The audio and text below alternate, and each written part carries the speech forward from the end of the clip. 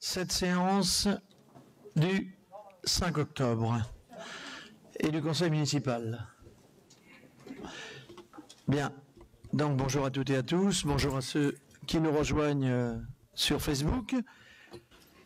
Donc, on va prendre bien sûr l'ordre du jour de ce conseil.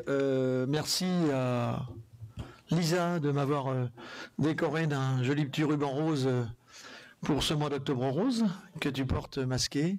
Ça me touche et c'est bien. Donc voilà, c'était un petit clin d'œil. Le premier point à l'ordre du jour est l'approbation du compte-rendu de la séance précédente.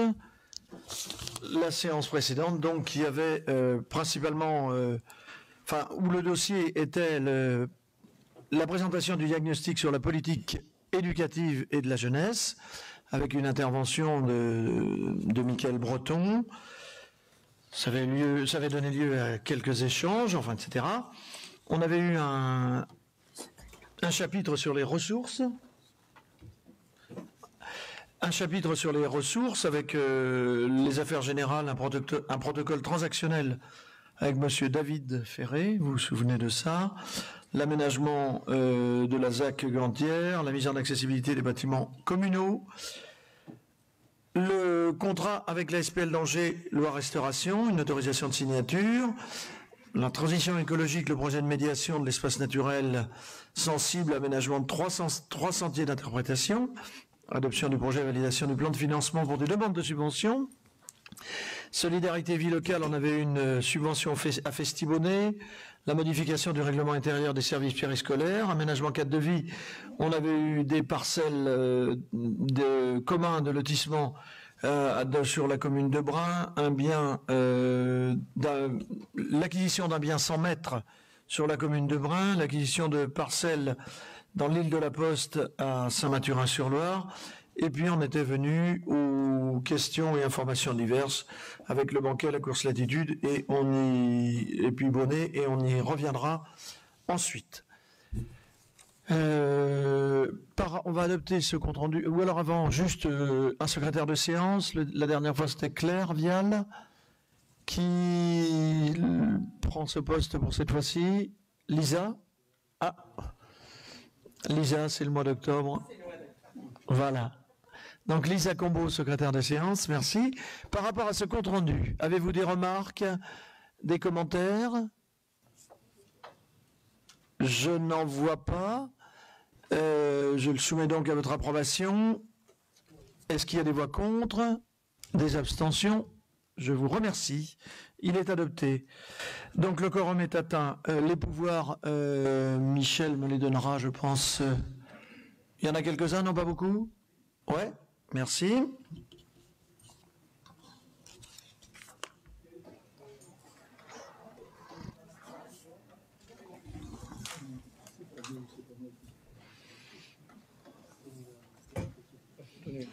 Pour l'instant. Merci. Donc actuellement, Isabelle Andrion donne pouvoir à Christine Dabin, Agnès Baudin donne pouvoir à Marilyn Poirier. Voilà. Jean-Louis Ézéchiel donne pouvoir à Bernard Panefieux. Barbara Leduc-Barré est excusée au début. Jeanne Lemoine est excusée. Et Sophie Leroy est excusée. Marilyn Tessier donne pouvoir à Bernard Aubin. Voilà ce qu'on a actuellement en notre possession. Merci. Les arrêtés. Alors, il y en a deux. C'est pas très compliqué. Donc les arrêtés, la liste des arrêtés pris dans le cadre des déviations d'attribution du maire. J'ai signé une demande de déclaration préalable pour l'extension d'un bâtiment communal et installation de portail sur la commune déléguée de La Bohalle. Entre autres, ça permet les déplacements de distributeurs de pain et légumes et la réalisation de clôtures et portails. Ça a été signé le 14 septembre. Et puis un deuxième arrêté, la reprise de concessions échues non renouvelées ainsi que des terrains communs dans les cimetières de Loire-Othion. Et on a repris 42 concessions de cimetières non renouvelés sur les communes de Bonnet, La Bohalle, La Daguenière, Saint-Mathurin-sur-Loire, ainsi que 38 terrains communs sur la commune déléguée de Cornay. Voilà. donc les deux arrêtés qui ont été pris dans le cadre des délégations que vous m'avez accordées. Oui, Patrick Chartier. Oui, on avait juste une petite question concernant la différence entre les concessions et les terrains communs. À quoi correspondaient les terrains communs, si c'est possible? Je vais me tourner vers Stéphane. Les terrains communs, c'est qu'il n'y a pas de concession. C'est des sépultures sans concession. Ah. Donc les terrains communs sont des sépultures sans concession. D'accord. Merci. Merci. Merci Stéphane Détiot. Donc nous allons passer au dossier de ce conseil municipal, dossier donc sur la présentation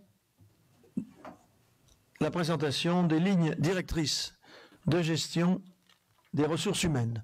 Donc un document important, un document cadre, et je vais demander à Jackie Franick, adjoint aux ressources humaines de Loire-Othion, de présenter ce dossier. Merci, monsieur le maire. Chers collègues, je ne vais rien vous apprendre si je vous indique que l'on a besoin de temps en temps de lever un petit peu le nez du guidon et d'essayer de donner un sens à notre action en se projetant et en réfléchissant à ce qu'elle doit être sur la durée du mandat. On s'est essayé à cet exercice au niveau des ressources humaines afin de définir une stratégie pluriannuelle, et je veux ici remercier la directrice des ressources humaines ici présente ce soir pour son implication co-constructive sur ce projet. J'ajoute que la loi du 6 août 2019, dite loi de transformation de la fonction publique, a instauré l'obligation pour les collectivités territoriales de définir des lignes directrices de gestion des ressources humaines, et que soit négociée avec les organisations syndicales, formalisée et communiquée aux agents la politique des ressources humaines portée par les élus locaux, et politique que je vais tenter de vous exposer. Donc, la stratégie des ressources humaines pour le mandat. Petit point, donc il y a eu un premier diagnostic effectué par les ressources humaines à l'automne 2020, qui a fait l'objet d'une présentation au comité technique commun du 3 décembre 2020. Il y a eu une concertation avec les élus, les directeurs et les représentants du personnel au cours du premier semestre 2021. Et d'ailleurs, au conseil municipal, vous avez déjà voté, si vous voulez, je me souviens, on vous a fait voter une politique d'avancement de grade, la définition d'une politique d'avancement de grade, la définition d'une politique de promotion interne. Et en juin dernier, on a travaillé aussi, vous vous en souvenez, sur le GPEC du service éducation. Les lignes directrices de gestion RH ont donc été présentées au comité technique commun du 8 juillet 2021 et après discussion et échanges fructueux avec les organisations syndicales, ont fait l'objet d'un avis favorable. Et donc ce soir, en présentation de ces lignes au conseil municipal. Alors, l'avis des lignes directrices de gestion, c'est en fait la stratégie des ressources humaines pluriannuelles, la politique parcours, la politique de recrutement, qui concerne à la fois la commune et le CCAS. Un bilan annuel sera présenté en comité technique commun chaque année, et je vous précise qu'il y aura toujours la possibilité de réviser en cours de mandat le document que je vais vous exposer. 4 axes stratégiques ont été retenus pour la période 2021-2026. L'axe numéro 1, c'est de dimensionner l'administration pour une qualité de service accrue. On va développer. Et après, l'axe numéro 2, renforcer l'attractivité de la commune et fidéliser les agents, notamment par le bien-être au travail. 3e axe stratégique, créer des perspectives d'évolution professionnelle pour les agents. Et enfin, innover au service de la qualité de vie au travail et du service public. Le premier axe, dimensionner l'administration pour une qualité du service accru. Alors vous voyez, il y a à l'intérieur, il y a plusieurs pistes. Tout d'abord, anticiper et faire évoluer les métiers avec leur temps. Avoir toujours en tête une politique de gestion prévisionnelle des emplois et des compétences. Comme je le disais, on l'a développé tout à l'heure. On l'a déjà développé, on en a déjà parlé au conseil municipal au niveau du GPEC éducation, avec une première phase sur le calibrage des emplois. Et puis, il y aura une phase 2 que nous allons sur laquelle nous allons devoir travailler. C'est l'avenir des TAP, l'avenir aussi des ALSH, vous savez, qui sont confiés à la FOL, avec des questionnements sur l'internalisation ou le maintien de l'externalisation, effectivement, des ALSH. On aura aussi à travailler sur les métiers de l'accueil et de la relation aux usagers, Sujet très important qui va nous occuper effectivement en cette fin d'année et en début d'année prochaine, en lien avec ce qui est mené par Hicham, par exemple, là, sur la maison de service. Et nous allons travailler aussi sur l'évolution des métiers à l'aune du numérique. À l'aune du numérique, oui, voilà. Au niveau de la qualité des métiers, nous avons pour objectif de développer la polyvalence pour assurer un bon fonctionnement du service public et améliorer la solidarité et transversalité au sein des équipes. Un deuxième axe, prévenir l'inaptitude par de la formation des métiers évolutifs et du matériel adapté. Et enfin, clarifier, j'en ai déjà parlé, mais ça va être aussi un sujet politique, l'internalisation ou l'externalisation de certaines tâches. Quid des espaces verts? Je ne sais pas, je pense aux espaces verts, je pense aux ménages dans les bâtiments. Est-ce qu'on continue à faire ça en interne ou est-ce qu'on externalise? Et enfin, définir des référents qualité sur le terrain. Je crois que ça a été demandé par beaucoup. On a l'exemple, je crois, des terrains de sport où on a besoin d'avoir des référents qualité sur le terrain. En sachant, Jacques, si je puis me permettre, que, effectivement, l'évolution des métiers à l'aune du numérique, c'est aussi toute la question du télétravail. Et clarifier la politique internalisation et externalisation, elle existe déjà. Oui. Je pense à des cimetières qui sont confiés et externalisés.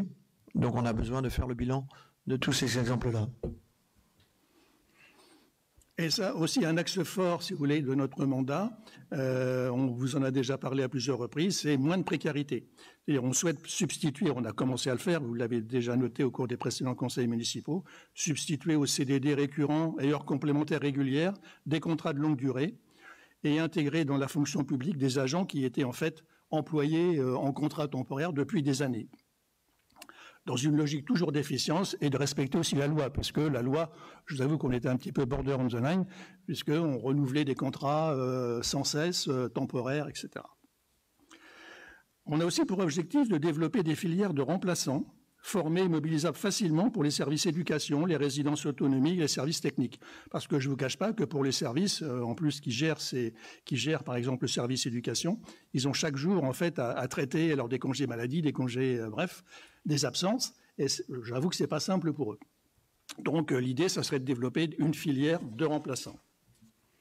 Le cadre de la qualité des métiers étant aussi de rendre responsables les agents de leur boulot et des compétences qu'ils développent. Plus de responsabilités sur le terrain. Ensuite, on voudrait ouvrir les voies de recrutement pour diversifier les profils et consolider les équipes en place. Avec une première idée force, plus d'apprentissage et plus d'insertion. Développer le recours à l'apprentissage. Là aussi, je ne vous cache pas qu'on l'a déjà bien développé, puisque je crois que, sauf erreur, on doit être à 3 apprentis actuellement, un à l'informatique, un à l'urba et un aux espaces verts. Vous m'arrêtez si je me trompe. Et puis, on voudrait aussi optimiser le recours aux contrats d'insertion en lien avec les partenaires Cap Emploi. Et d'ailleurs, au mois d'août, avec le maire, on a signé effectivement un contrat avec un agent municipal qui était malentendant. Et donc, c'était signé au mois d'août. Voilà, on a commencé à faire ce que l'on vous projette ce soir. Plus de diversité, c'est-à-dire participer aux événements emploi du territoire pour faire découvrir les métiers du public. Parce que je ne vous cache pas, on le verra tout à l'heure dans la partie 2 sur l'attractivité de la commune et comment fidéliser les agents, mais il faut absolument qu'on fasse découvrir les métiers en fait, des collectivités territoriales. On a aussi pour objectif d'accueillir des travaux d'intérêt général, en lien avec le procureur de la République, et aussi des services civiques. Toujours, on veut créer un dispositif d'accueil pour les nouveaux arrivants, car il n'y a rien de plus pénible pour un nouvel employé qui arrive de la commune comme ça, de se retrouver un peu tout seul. Voilà, donc on va absolument créer un dispositif d'accueil pour tous les nouveaux arrivants. Je parle des agents arrivants, je ne parle pas. Et mettre un programme de tutorat pour assurer le tuilage sur les postes sensibles. Je me permets de compléter, optimiser le recours au contrat d'insertion sur effectivement le fait de ce que tu viens de dire. Depuis le 1er octobre, au service comptabilité, gestion, comptabilité. On a donc accueilli une jeune personne malentendante. J'en profite pour remercier les équipes qui ont procédé à cet accueil parce que c'est un véritable travail, c'est-à-dire que c'est un projet qu'on a porté ensemble depuis quelques mois en préparant à la fois matériellement, techniquement le terrain puisque les gens ont des masques. Ses collègues de travail et les collaborateurs, les collègues du siège ont la plupart du temps des masques transparents pour pouvoir lire sur les lèvres, qu'elles puissent lire sur les lèvres. Il y a eu une préparation et il y aura des formations en appui et pour le personnel aussi sur le langage des signes ou une façon différente de communiquer. Voilà.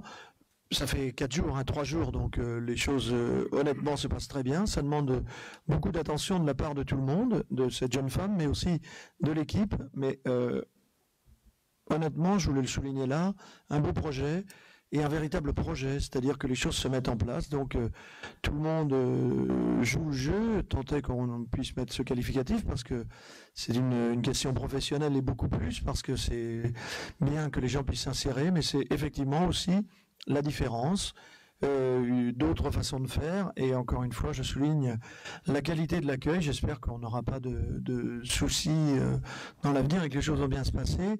On l'avait un peu évoqué, je crois, ce sont des emplois qui sont aussi accompagnés et aidés par l'État. Donc à la fois financièrement et puis sur des aides pour la formation. Donc voilà, quelque chose qu'on avait dit et qu'on a mis en place. Deuxième axe, voilà. Alors, deuxième axe important, renforcer l'attractivité de la commune et fidéliser les agents. Alors pourquoi? Parce qu'en fait, j'ai beaucoup de collègues ici qui le savent, on a quelques difficultés parfois à recruter. Mais je dois dire que c'est pas comment dirais-je, typique à La Roche-Yon. J'ai vu une récente enquête, je crois que c'est Carole Diard qui nous avait transmis un document. Je crois qu'il y a 30% des collectivités en France qui ont du mal à recruter. Hein, donc c'est pas un problème. Il faut pas dire que c'est Loire-Roche-Yon. C'est un problème un peu plus général. Hein. Donc difficulté à recruter. Et puis quand on a recruté, on doit aussi savoir garder nos agents. Hein, et on le verra dans le troisième axe. Comment dirais-je, les intéresser à la fois à une qualité de travail et puis à de meilleures conditions de travail. Donc le premier point, optimiser les conditions de travail des agents et les donner à voir en interne et en externe. Alors on va avoir un gros sujet, on va commencer à travailler au cours de ce dernier trimestre et puis ça va perdurer sur l'année 2022. Tout d'abord, la mise en conformité du temps de travail à 1607 heures. Et puis, on a un grand projet initié par toute l'équipe et avec la volonté très appuyée du maire, c'est de réviser un petit peu les cycles hebdomadaires. Ça veut dire quoi? On ne va pas entrer dans le détail ce soir, mais c'est pour vous donner les pistes de travail sur lesquelles nous sommes. C'est-à-dire actuellement, la plupart des agents sont à 35 heures sur 4 jours et demi. Et on a senti, en étant à l'écoute des organisations syndicales et des agents, on a senti un petit peu un besoin de souplesse. Et donc, on envisage, il y a plusieurs solutions. Hein, donc, elles sont à l'étude actuellement. Elles seront à l'étude avec les partenaires sociaux et les agents, puisque au cours du dernier trimestre, la direction des ressources humaines va les contacter. On a plusieurs pistes, par exemple 37 heures et demie, pourquoi pas, parce que 37 heures et demie, ça génère par exemple 15 jours de RTT. Voyez, donc ça permettrait aussi de donner un peu plus de souplesse au niveau du travail. La mise en place du télétravail, ça qui a été, alors ça on va travailler dessus, on vous en dira évidemment un peu plus quand on aura bien avancé sur le sujet. La mise en place du télétravail, alors ça c'est une conséquence collatérale, j'allais dire, du fâcheux épisode Covid, mais voilà, le télétravail maintenant c'est un petit peu généralisé et on voudrait aussi l'intégrer dans ce grand nettoyage du temps de travail et toujours dans le respect du service public. Au niveau de recrutement, on voudrait aussi une certaine visibilité des postes à pouvoir en interne. Ça existe déjà, mais peut-être pas suffisamment pour qu'en fait on ait aussi des gens qui puissent en interne, quand il y a des offres d'emploi, postuler pour ces emplois. et le déploiement d'une stratégie digitale de recrutement. C'est-à-dire utiliser mieux les réseaux sociaux, qu'on ait une meilleure visibilité web, par exemple, sur tous les postes à pourvoir. On m'a fait passer récemment, comment dirais-je, on m'a montré ce que faisaient d'autres communes. Voilà, c'est un peu dépoussiéré, si vous voulez, un petit peu notre système de recrutement pour, en fait, déjà avoir des candidats sur les postes que l'on propose. Et puis, donc, ça ne pourra pas se faire si on ne met pas en place, comment dirais-je, une filière avec les organismes de formation. Enfin, sur la rémunération, bon, je ne vais pas vous cacher, on va pas annoncer qu'on rase gratis demain et que tout le monde a 500 € de plus. Voilà. Mais je veux dire, on a quand même un axe important à voir sur le renforcement de l'action sociale, en particulier au niveau de la complémentaire santé, de la prévoyance maintien de salaire et autres sujets. Alors, on veut aussi créer des perspectives. Une fois qu'on a recruté les agents, une fois qu'on a réussi à les recruter, on voudrait aussi leur créer des perspectives d'évolution professionnelle. Alors, il y a 2 zooms. Alors ça, on a déjà travaillé, donc là, vous le savez, sur l'avancement de grade. Et d'ailleurs, après, vous allez voir qu'il y a une délibération qui va dans ce sens. Sur l'avancement de grade, vous savez qu'il y a 4 critères d'avancement de grade: la qualité des rendus professionnels, la capacité à exercer des fonctions à plus forte responsabilité, la posture professionnelle des agents et l'implication professionnelle des agents. Là, on avait une volonté toujours d'une énorme transparence, c'est-à-dire que 100% des agents qui ont les conditions d'ancienneté ou qui ont un examen professionnel sont inscrits au tableau annuel d'avancement. Et on vous a fait voter, alors, je ne me rappelle plus la date, peut-être à la fin de l'année dernière, une délibération qui disait qu'en fait, 50% des agents qui étaient sur cette liste pouvaient être nommés chaque année. C'est pas neutre, hein. Par exemple, dans la délibération qui va suivre, vous verrez que les avancements de grade, c'est en termes budgétaires, parce que j'aime bien à chaque fois qu'on avance sur des sujets sensibles, donner un petit peu le coup. L'avancement de grade, ça paraît anodin, mais c'est 9 000, 10 000 € par an, par exemple, hein, globalement. Et donc, dans la délibération que vous aviez adoptée, il y avait aussi le principe du respect équilibre homme-femme et aussi l'équilibre entre les services respectés dans les nominations, comment dirais-je, au niveau de l'avancement fait par le maire. Alors, je précise que nous, les élus, on n'intervient pas du tout. On n'intervient pas du tout, si vous voulez, dans les conditions d'ancienneté, etc., etc. On refuse de faire cela.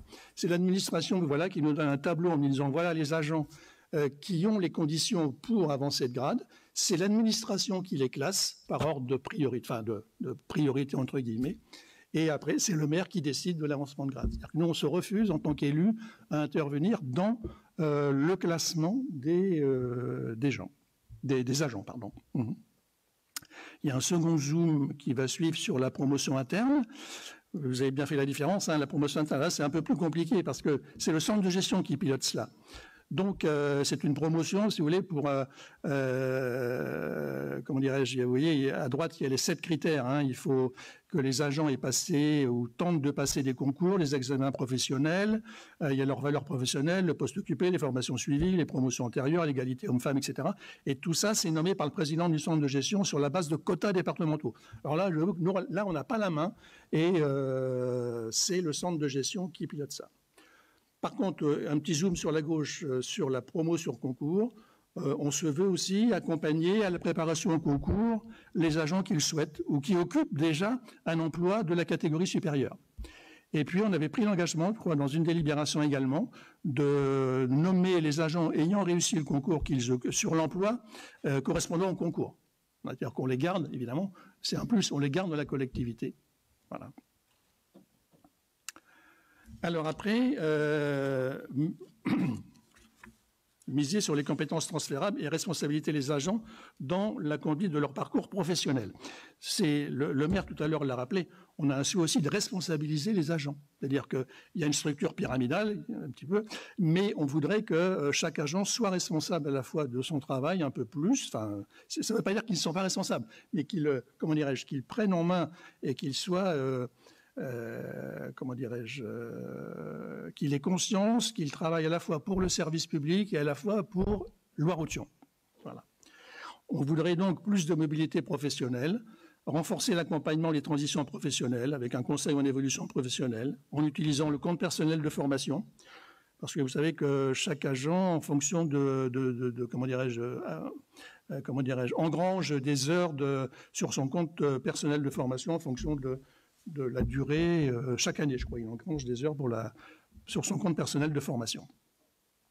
Mettre en place aussi une politique d'évolution professionnelle au sein de la collectivité, plus de compétences, développer les compétences numériques, parce qu'on a tous besoin, et les agents aussi, et maintenant, on ne peut plus se passer d'Internet, et je veux dire, on a plein d'exemples où, comment dirais-je, il y a un réel besoin de développer les compétences numériques de l'ensemble des agents de Loire-Othion. Et développer aussi les compétences relationnelles, en communication ou en savoir-être.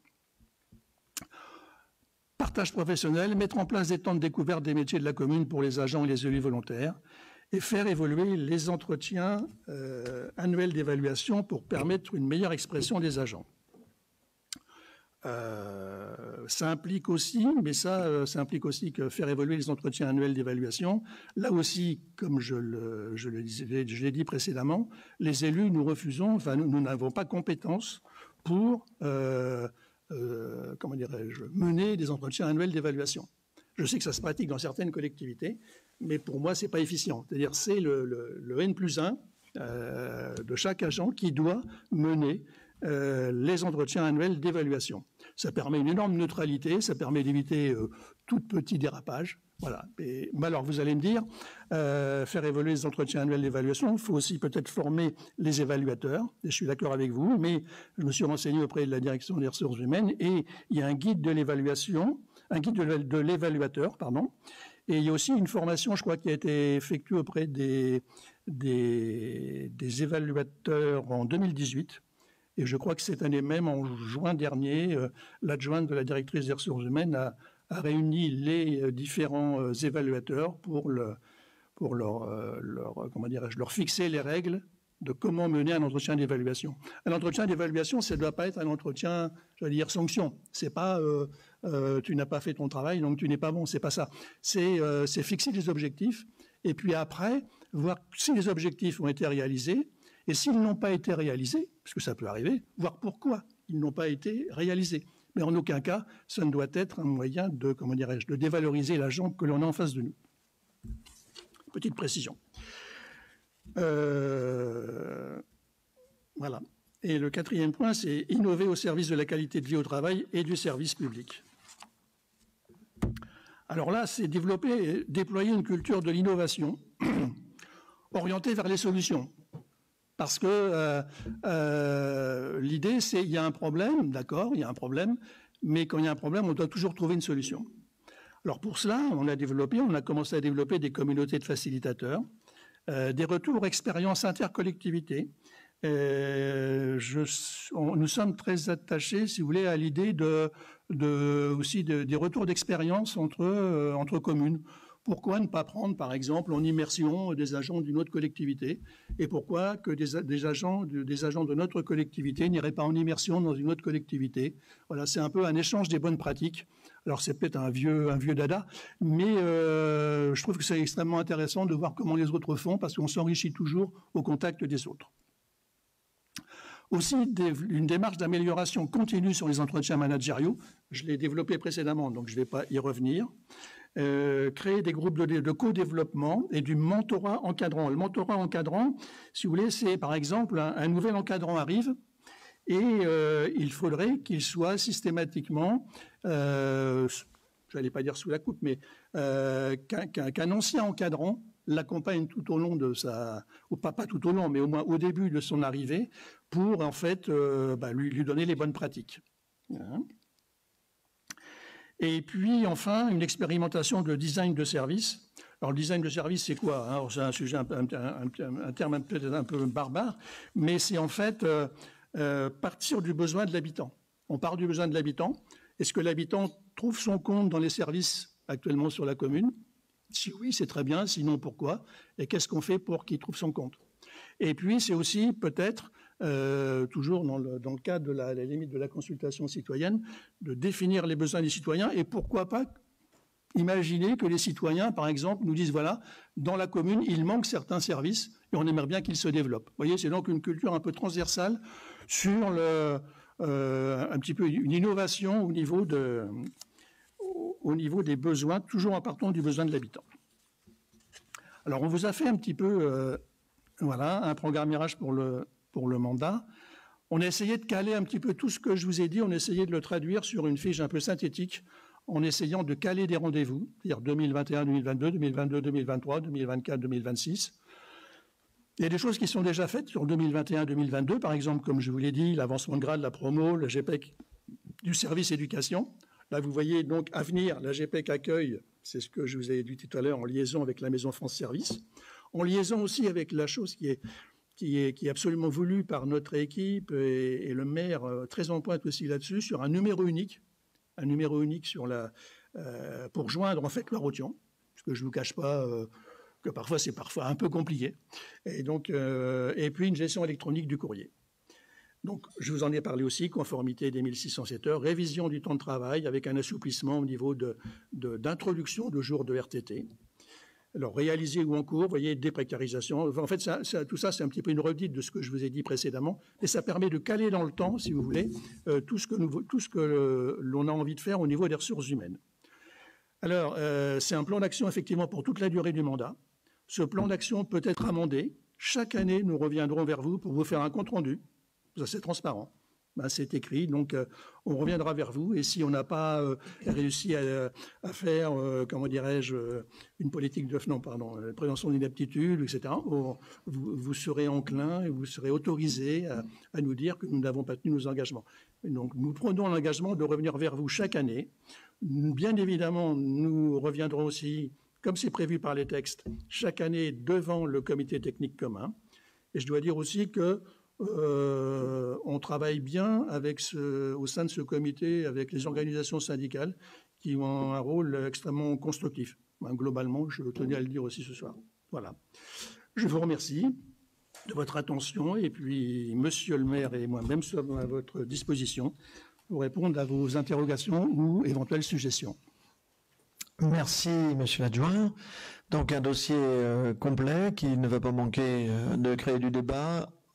Je m'associe à Jackie Franig pour remercier les services et particulièrement donc le service des ressources humaines et sa directrice France Castet qui ont travaillé bien sûr avec les agents du service puis avec nous et les organisations syndicales pour amender, pour mettre en acte, mettre les moyens sur les objectifs que nous étions fixés et que nous nous fixons.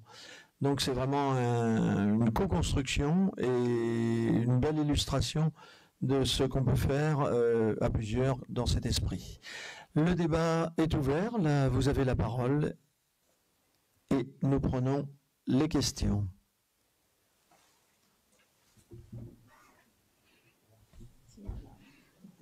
C'est bien. En attendant, on accueille les collègues de la Boale qui, je pense, étaient partis voyage. C'est ça? Oui, au salon de la caravane. Un peu de tourisme sur le stade. Hein? Salon de la caravane, c'est bien. Salon de la caravane à la Boale à partir de ce soir. Oui. Y a-t-il des questions ou des interrogations, des remarques ou les collègues, est-ce que vous voulez dire d'autres choses, rajouter sur ce qu'a dit Jackie, sur ce dossier important? Lisa Combeau. Oui, merci. Donc juste une petite interrogation ou précision sur le mot insertion et handicap pour simplement dire que c'est à intégrer une personne en situation de handicap sur un poste qui a toute compétence qui pourrait être occupée par quelqu'un qui n'a pas de handicap, c'est simplement intégrer quelqu'un qui a le droit de travailler.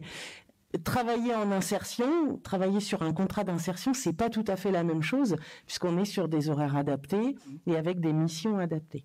Donc je voulais juste savoir si vous avez l'intention de poursuivre la politique d'intégration de personnes en situation de handicap et de fonctionnaires d'ailleurs. Et puis deuxièmement, si vous envisagez sur certaines fonctions le recours au contrat d'insertion de publics un peu plus éloignés de l'emploi et qui ont besoin d'une adaptation à l'emploi. Voilà. Une bonne question, bien sûr. Donc sur le côté effectivement emploi de personnes présentant un handicap ou étant porteurs de handicap, il y avait déjà dans la collectivité des gens qui avaient une part de handicap ou qui avaient dans la collectivité, suite à des accidents de travail, étaient contraints de modifier leurs horaires et de travailler un peu différemment. Donc il y a déjà des accompagnements individuels de ce type-là, de salariés qui ont des horaires adaptés en fonction d'un taux de handicap reconnu ou d'un handicap reconnu par rapport à des postes, comme des aménagements un peu autour de l'ergothérapie, si on veut, des postes de travail pour permettre à tout le monde de travailler, effectivement. La remarque que tu fais sur le parcours d'insertion est intéressante. On n'est pas actuellement... On n'a pas à Loire-Othion, mais c'est une piste, ou du moins une voie ouverte vers laquelle on peut aller. On a parlé tout à l'heure des travaux d'intérêt généraux, parce que c'est quelque chose qui se faisait dans certaines communes. Et ça me permet de faire un clin d'œil à mon ami Bernard Aubin, qui était un peu référent sur cette opération auprès du procureur et des juges pour effectivement voir confier des gens, mais c'était dans le cadre d'une peine à effectuer, après des petits délits, et les gens étaient accompagnés. Mais là, c'était pas de l'insertion, c'était des tiges, c'était un travaux d'intérêt généraux. Donc ça, on souhaite en remettre. L'insertion, c'est une bonne chose que tu dis, oui. Il faut qu'on regarde ça de plus près. Comment la collectivité peut effectivement accompagner des gens plus à distance de l'emploi pour aller vers la qualification et l'emploi. Moi, je crois que c'est vraiment notre rôle de collectivité territoriale d'accompagner effectivement ce type de parcours. Alors, c'est exigeant, bien évidemment, parce qu'il faut des tuteurs, il faut accepter que les gens aient un rythme de travail différent, c'est comme un apprentissage, il faut un maître d'apprentissage, et la réussite repose souvent sur le maître d'apprentissage, sur l'accompagnant d'apprentissage. Et pour l'insertion, je pense que c'est la même chose, mais effectivement, on a des métiers, je pense, dans les résidences, mais partout, qui peuvent permettre, oui, voilà, donc à creuser. Hein. Oui, on l'a mis, c'est dans nos objectifs sur le France. On a mis optimiser le recours aux contrats d'insertion. Hein. Je suppose que tu fais référence à ces contrats qui concernent les chômeurs de longue durée, les seniors, les travailleurs. Les bénéficiaires du RSA, par exemple, oui, voilà. Où il y a des contrats effectivement qui sont, en fait, ce sont des contrats qui sont aidés par l'État financièrement, qui sont soutenus par l'État, mais qui nécessitent tout ce dont vous venez parler, monsieur le maire. C'est dans nos objectifs. On l'a. Oui, c'était juste pour faire surtout un peu la différence entre la partie contrat d'insertion, ça n'a rien à voir. Adaptabilité à l'emploi et parcours, et handicap qui est différent parce que une personne avec un handicap a parfois des formations même, elles sont incapables d'occuper un poste traditionnel. Donc on n'est pas sur de l'insertion. Non, on est d'accord. Voilà, et tu fais bien de le souligner, donc je le redis, la personne que nous venons de recruter est sur un poste existant, un poste normal de la collectivité. On n'est pas... Alors, il y a une légère adaptation en termes d'horaire, parce qu'on l'a dit, il y a une attention soutenue et à la fois pour l'équipe et à la fois pour elle. Donc on est sur plutôt 30 heures semaine que 35 heures, de manière à ce que tout se passe bien, puis on verra à l'avenir comment les choses se mettent en place, mais on est sur un poste, effectivement, qui pourrait être occupé par un salarié qui ne serait pas porteur de handicap. L'insertion, c'est autre chose, et tu as raison de le souligner, c'est une voie et un très beau projet qu'on aura certainement l'occasion de poursuivre et pour revenir devant vous. Didier Rouget. Oui, je voudrais revenir moi sur le sujet que Jackie a évoqué, notamment au niveau des services techniques espaces verts, sur l'externalisation de certains travaux. Je suis complètement favorable à ce système, parce que d'abord c'est un coût beaucoup moindre pour la collectivité, sauf qu'il démontre ces failles. Notamment, Monsieur le maire l'a dit tout à l'heure, c'était les entreprises, surtout dans les cimetières. Combien de fois j'ai entendu autour de cette table mes collègues maires délégués et autres me dire bah oui, mais le cimetière il n'est pas propre. Donc à un moment donné, il faut qu'on soit très attentif à comment on va recruter ces entreprises. Parce que je vois par 2020, les services techniques ont pensé à un appel d'offres pour faire appel à une entreprise d'insertion. Oui. Il n'y en a qu'une qui a répondu. Donc, comme on en avait besoin, on l'a pris. Sauf qu'aujourd'hui, on voit qu'elle n'apporte pas les fruits qu'on voudrait, quoi. Donc, il faut qu'on soit vraiment très attentif. Et puis, à un moment donné, faut dire les choses. Il va falloir mettre le paquet pour qu'on puisse avoir quelque chose qui tienne, qui marche bien. Parce que il n'y a pas que les cimetières. Nous avons de plus en plus de lotissements. Nous avons 2 lotissements à l'heure actuelle qui sont faits par une entreprise d'insertion, par la même qui fait les cimetières, c'est-à-dire sur Andard. Nous avons d'autres lotissements qui vont qu'on va reprendre dans les semaines et les mois qui viennent. Donc ça fait des espaces de plus en plus qu'ont les services espaces verts à entretenir. Donc je pense qu'il va falloir qu'on ait une réelle réflexion sur l'emploi au niveau des espaces verts. J'attire l'attention, simplement. Entièrement d'accord, Didier. J'ai pas dit qu'on avait tranché. Hein. J'ai simplement dit que, au niveau politique, il faudrait qu'ici, dans cette enceinte, un jour, on réfléchisse ou qu'on pèse le pour et le contre de l'internalisation ou de l'externalisation de certains services. Tu vois, complètement d'accord. Complètement d'accord. Réflexion. Ouais. Non, mais Didier, merci de ton intervention parce qu'elle fait le lien complètement avec ce qui a été dit avant. C'est-à-dire que sur une certaine partie de notre politique d'insertion, d'externalisation, on est bien sûr une politique d'insertion. Sauf que c'est pas nous qui la portons, c'est bien une association qui la porte pour nous.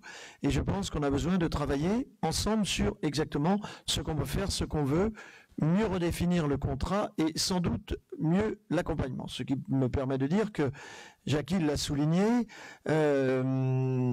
sur des filières ou des interventions comme ça, il faut que les entreprises, et particulièrement les entreprises d'insertion, soient suivies et bien référents. Ce qui permet enfin, moi je souhaiterais qu'on puisse accompagner l'engagement de certains agents justement pour copiloter, mais faire que ce ne soit pas des services en dehors mais bien des services qui travaillent pour la Rotion et qui, à ce titre, le temps le temps que l'entreprise est dans les locaux ou sur le terrain, elle soit bien intégrée dans l'esprit de travail de la Rotion. Donc, l'externalisation ou la régie, c'est aussi le fait que moi, c'est pas un gros mot pour moi, la régie. C'est-à-dire que je pense qu'il faut qu'on travaille, et c'est pas simple, sur qu'est-ce qu'on fait faire aux agents, qu'est-ce qu'on fait faire en entreprise. Je pense dans les bâtiments, par exemple. Et on l'a tous fait dans le passé, dans les communes déléguées maintenant, mais de temps à autre, les agents ont besoin de faire et de montrer ce qu'ils savent faire. Et il faut qu'ils soient sur la voie publique, sur des bâtiments publics, pour montrer leur savoir-faire. Et ça demande effectivement à la fois du matériel, à la fois des compétences, mais je crois qu'on a tout ça à Loire-Othion. Et que de temps à autre, il y ait pour les agents de l'engagement personnel, de la valorisation à travers de la régie, moi je suis pour. Alors pas n'importe comment, voilà. Mais sur certaines réalisations, tant dans le bâtiment que dans la voirie que dans les espaces verts, on peut retrouver ça. C'est ça qu'on veut dire. C'est réinterroger un peu toutes les filières pour dire il y a des petites choses peut-être qu'on peut faire à l'entreprise, c'est bien, parce que ça ira plus vite, parce que ce sera bien fait, parce que on n'a pas les compétences en interne, mais il y a aussi des choses qu'on peut faire nous et qui sont la preuve de l'engagement des agents et de leur qualité à prendre en charge des travaux de ce type. Donc c'est tout ça qu'on va travailler ensemble. Myriam Béranger. Je voulais juste répondre à Didier parce qu'on avait évoqué justement l'entretien des sentiers de randonnée par les chantiers d'insertion au dernier conseil et j'ai rencontré la semaine dernière le président chantiers d'insertion. Donc, il me faisait part de ses difficultés à recruter. Aujourd'hui, il devrait avoir 18 salariés, il en a 7. Donc, les collectivités ont du mal à recruter, mais pas que les collectivités, les chantiers d'insertion aussi. Donc, ils ne sont pas en capacité, en fait, de faire le travail qui avait été convenu ou signé lors des contrats. Non, Jackie l'a un peu dit tout à l'heure, tu as raison, Myriam, de souligner ça. Hier soir, en Géloire Métropole, j'ai plus les chiffres en tête. Je veux dire 100, mais c'est pour avoir un chiffre rond, c'est peut-être pas ça. Sur les services civiques et ce type d'emploi, il y a une centaine de postes ouverts, il y en a 25 de pourvus. Hicham, on l'a évoqué un peu. On est dans un changement de société, je ne sais pas, mais au moins dans une approche différente, particulièrement sur le travail des jeunes. Je n'ai absolument aucun jugement par rapport à ça. La seule chose, c'est qu'il faut justement que la collectivité travaille pour être attractive, que des jeunes puissent trouver des places et un sens à leur engagement, quand c'est le cas du service civique, mais il y a d'autres, on travaille quand même avec... j'appelle ça les gilets jaunes là, parce qu'ils sont en jaune, mais c'est des services civiques, oui, c'est ça. Voilà, il y en a dans les résidences, mais on peut en avoir dans d'autres. Mais effectivement, de toute façon, il y a un problème de recrutement. Mais là, Jackie l'a souligné pour la collectivité. Mais vous avez entendu ce matin, la restauration parle d'augmentation de salaire de l'ordre de 9%, plus des avantages pour essayer de recruter. Il y a des magasins qui n'ouvrent pas ou qui ouvrent moins parce qu'ils n'ont plus de personnel, etc. Donc il y a un véritable phénomène, je ne sais pas si c'est un problème, mais un véritable phénomène de société sur le travail. Et donc, à nous là aussi d'être agiles, attractifs pour proposer des choses et faire qu'à la fois on garde les agents qui veulent rester et qu'on puisse recruter et des plus jeunes et qu'on accompagne les plus jeunes vers l'emploi. Ouais. Hicham El-Bari.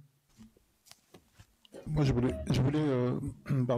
voulais saluer la démarche, donc qui est une approche qualitative de la question RH. C'est important aussi de le noter. Et je voulais attirer l'attention. Du coup, vous l'avez fait, Monsieur le Maire. C'est sur la jeunesse, la jeunesse pour laquelle l'impact de la crise sanitaire risque d'être assez important. Et en tout cas dans notre territoire et hors de notre territoire, du coup la question de l'attractivité ou pas sur des métiers, bon, je pense que ça va se poser, enfin elle se pose maintenant, mais elle se posera peut-être moins après quand il y aura nécessité d'offrir des emplois. En tout cas, je salue, on avait défendu cette idée-là aussi de développer des places, des postes, des places de financement d'apprentissage. En tout cas, c'est une bonne démarche. Monsieur le maire, vous avez évoqué les services civiques. Alors juste, les services civiques, il faut qu'on fasse attention puisqu'on n'est pas sur une dimension emploi. On est sur une démarche de remobilisation. Voilà, c'est vraiment une démarche de remobilisation pour les jeunes qui cherchent une voie professionnelle. Alors déjà sur le terme emploi, il faut qu'on juste sur la précision parce que ça peut pas être perçu comme un